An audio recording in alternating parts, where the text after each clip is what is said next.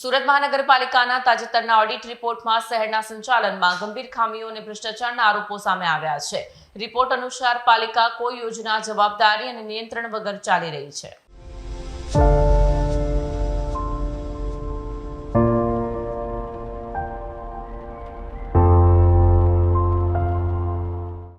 Surat મહાનગરપાલિકાનો તાજેતરનો audit report શહેરની શાસન વ્યવસ્થાની વાસ્તવિકતા ખુલ્લી કરે છે. આ રિપોર્ટ કોઈ વિરોધ પક્ષનો નહીં પરંતુ પાલિકાનો પોતાનો દસ્તાવેજ છે, જે શહેરનું સંચાલન, યોજના, નીતિ અને જવાબદારી વગર ચાલી રહ્યું હોવાનું દર્શાવે છે.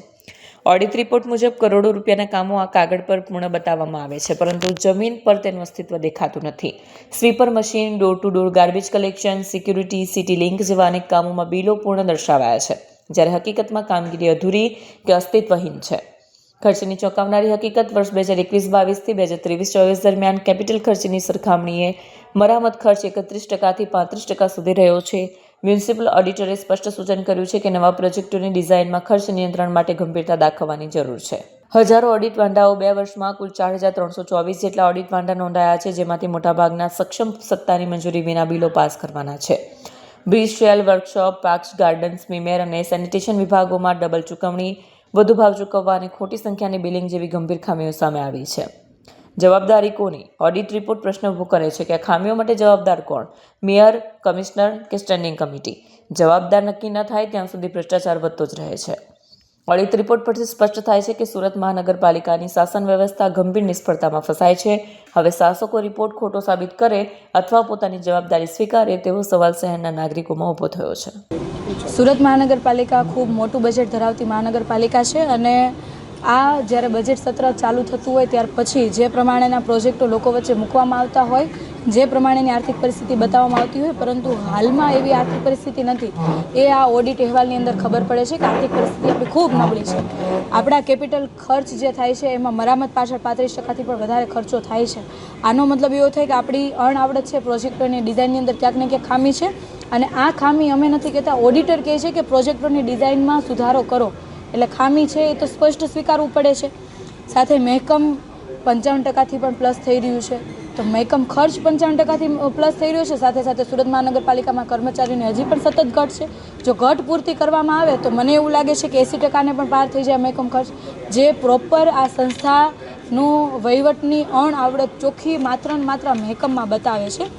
સાથે સુરત મહાનગરપાલિકાની અંદર સ્ટોર્સની અંદર છેલ્લા 3 વર્ષમાં 155 કરોડનો સામાન વણ વપરાયેલો પડ્યો રહ્યો અને દર વર્ષે ઓડિટ રિપોર્ટની અંદર સૂચન લખેલું છે, જે તે વિભાગના વડાઓને લખીને આપેલું છે કે તમારે આ સામાનની જરૂર નથી, આ અહીંયા પડ્યો રહે છે અને ખોટો એ વેસ્ટ થાય છે, તો તમે આ સામાન ખરીદી ના કરો. છતાં પણ દર વર્ષે સામાનની ખરીદી થાય છે અને દર વર્ષે સામાન બિન વપરાશી પડ્યો રહે છે. એટલે 155 કરોડની દિવાળી કોના નામની? કોણ આના પાછળ જવાબદાર? સાથે આમાં જે ફાઇલોની અંદર જે બિલો મૂકવામાં આવ્યા એના પણ ઓડિટ થતા હોય છે. એમાં 2 વર્ષની અંદર 4324 જેટલા બિલોની અંદર ખામીઓ છે. ખામીઓ કેવા પ્રકારની છે? તો કોઈ ખામી એવી છે કે જેમાં કોઈ અધિકારી પાસે પાવર જ નથી, છતાં પણ એ બિલ પાસ કરી દે છે અને એના પાસ કરીને ચૂકવણા પણ થઈ જાય છે, જે બિલકુલ યોગ્ય નથી વહીવટી દ્રષ્ટિએ. સાથે વર્કશોપની અંદરનું એક કામ હતું કે જેમાં વાહનોનો ભાવ જે નક્કી થયો એના કરતાં વધારે ભાવથી વાહનોની ખરીદી થઈ ગઈ. એટલે આ સત્તાની ઉપરવટ જઈને અધિકારીઓ કામ કરી રહ્યા છે, એમના ઉપર કોઈ નિયંત્રણ નથી, કોઈ જવાબદારી નથી, કંઈ જ નથી, બેફામ ચાલી રહ્યું છે. સાથે એક કામ તો એવું હતું કે જેમાં એક જ કામમાં 2 વખત બિલ બન્યા, 2 વખત ચૂકવણા થઈ ગયા. આના પાછળ કોણ જવાબદાર? આ અધિકારીનો તો બિલકુલ ડર નહીં હોય કે 2 વખત, આ તો એક કામ ધ્યાન આવ્યું, બીજા તો કેટલાય કામો આવા હશે. આ સવાલ છે. સાથે એક બીજું કામ એવું હતું કે કન્ટેનરની મહાનગરપાલિકાએ ખરીદી કરી, 144 કન્ટેનર લીધા અને એની સામે 171 જેટલા કન્ટેનરો ના બિલ ચૂકવણી કરી.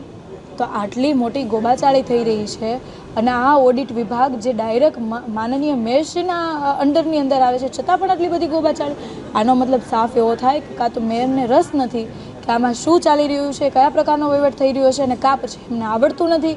કારણ કે છેલ્લા 3 વર્ષમાં માનનીય મેયરશ્રીએ એક પણ ઓડિટની મિટિંગ કરી નથી, તો એમને ખબર જ ક્યાંથી હોય કે શું થઈ રહ્યું છે, શું નથી થતું. અને અમે આજે આપના માધ્યમથી એવું કહેવા માંગીએ છીએ કે માનનીય મેયરશ્રીએ આ સ્ટડી કરવું જોઈએ. સ્ટડી કર્યા પછી એમને ખરેખર એવું લાગતું કે ઓડિટ રિપોર્ટની અંદર ખોટું લખ્યું છે તો એમને સ્પષ્ટતા કરવી જોઈએ લોકો વચ્ચે આવીને, અને જો એ સ્પષ્ટતા નથી કરતા તો એમણે એમની પોતાની નિષ્ફળતાને સ્વીકારવી જોઈએ. અને સાથે અમારી માંગણી એવી છે કે જેટલા પણ પ્રોજેક્ટો ચાલી રહ્યા છે એમાં થર્ડ પાર્ટી ઇન્સ્પેક્શન કરવામાં આવે અને સાથે સાથે અત્યારે જેટલા વિકાસના કામો હોય, જેટલા પ્રોજેક્ટ હોય, તમામની વિગત ઓનલાઈન કરવામાં આવે, એ ટેન્ડરની વિગત ઓનલાઈન કરવામાં આવે, તમામ બિલના ચૂકવણા ઓનલાઈન કરવામાં આવે અને તમામ જે કામનો જે રિપોર્ટ છે ઓનલાઈન કરવામાં આવે, જેથી શહેરના લોકો પણ જોઈ શકે કે એમ અત્યારે હાલમાં કયા પ્રકારની કામગીરી થઈ રહી છે અને એમના વેરાનો જે વ્યય થાય છે એ કયા પ્રકારનો થાય છે અને એમાં ભ્રષ્ટાચાર જે છુપાયેલો છે લોકોને પણ ખબર પડે ને એ નાબૂદ કરી શકીએ.